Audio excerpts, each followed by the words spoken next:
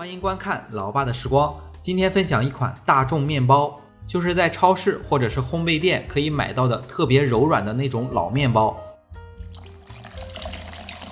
面包用牛奶和鸡蛋和面，柔软拉丝，吃起来特别的香。今天分享的这款老面包不用出手模就能制作，接下来就把制作方法分享给大家。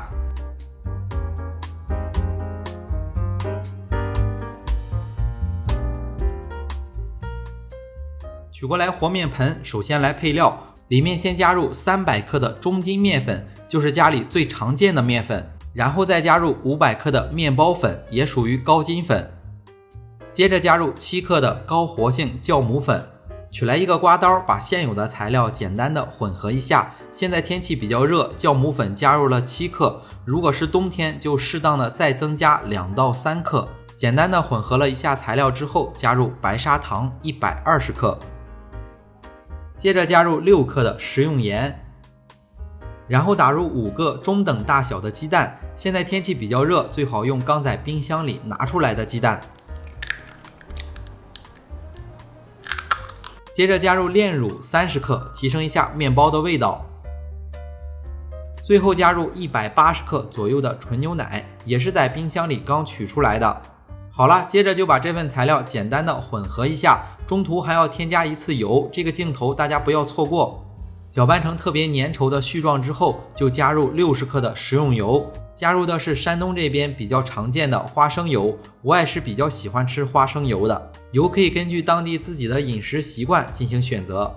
接下来只需要把材料和成一个不沾手不沾面盆的面团就好了。虽然说做这款面包不需要出手模，但是面包揉的要比较光滑。现在这个面团还是比较粗糙的，为了省力气，把面团放在和面机里，用和面机再把面团揉一下。不需要出手模，看着机器里的面团变得比较光滑之后就取出来。把面团和成这个状态，做这款面包完全够用，稍微降低了一点做面包的难度。把和好的面团团成团，包上保鲜膜之后松弛20分钟。松弛前和松弛后面团的大小基本上是没有变化，这一步不是为了醒发，而是面团和好之后筋性比较大，松弛一会儿方便下一步的操作。面团松弛好之后就不要再揉这个面团了，把面团分成9个小剂子。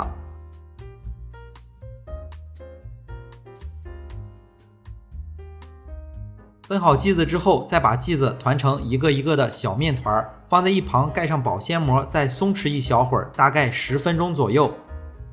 趁着松弛的时间，取来烤盘，在烤盘里刷上一层油。做的面包在烘烤的时间膨胀的会比较大，所以用到了加高的烤盘。烤盘的尺寸是长32厘米，宽26厘米，高5.5厘米。面团松弛好之后就开始来制作，制作也是特别的简单，把面团取过来揉成一个棍儿状，然后取来擀面杖，把面团稍微擀扁一点点，如果在擀的时候轻微回缩属于正常。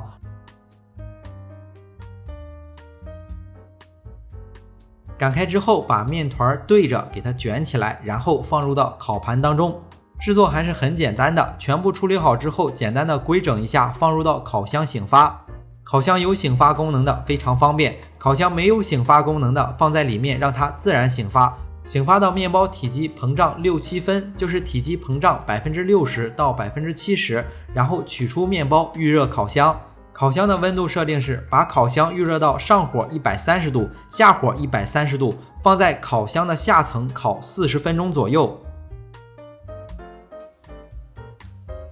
家用烤箱一般都不大，面包在烤的时候会膨胀，离着加热管会特别的近，大家在烤的时候一定要注意观察，以免烤糊。如果是大烤箱，感觉表层上色不好，可以适当的调高一点点温度。面包烤好之后拿出来，在桌子上轻震几下，然后脱模放凉。这款面包比较柔软，制作相对比较简单，放凉之后放在保鲜袋里储存3到4天，口感不变。为了方便大家去记视频中所需要的材料，视频下方的备注栏或留言区有文字版的配料，有问题可以在留言区留言。大家如果喜欢老爸做的美食，可以帮忙关注点个赞，谢谢大家。面包脱模之后，趁热在面包的表面刷上一层黄油，面包的色泽看上去就非常的棒。那到这里，这款大众面包就分享完了，也祝大家生活愉快。